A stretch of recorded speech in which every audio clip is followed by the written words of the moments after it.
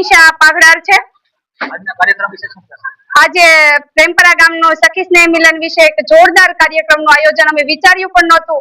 થોડા દિવસ પહેલા અમે જ્યારે ચાલુ કર્યું વિભાબેને અને અનાબેને ત્યારે 10-15 બહેનો હતી, એમ ધીમે ધીમે કરતા 300 જેટલી બહેનો જોડાણી અને આજે બધાએ બહુ સરસ કાર્યક્રમનો આનંદ માણ્યો।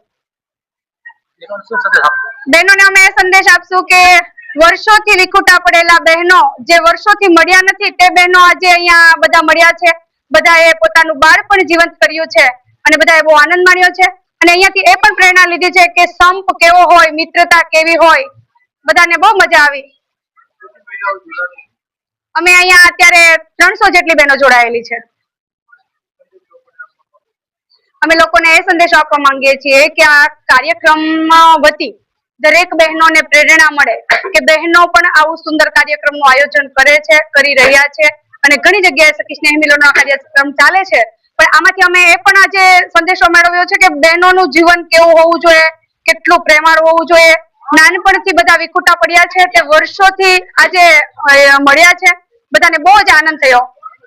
મારું નામ રૂચા વઘાસિયા છે।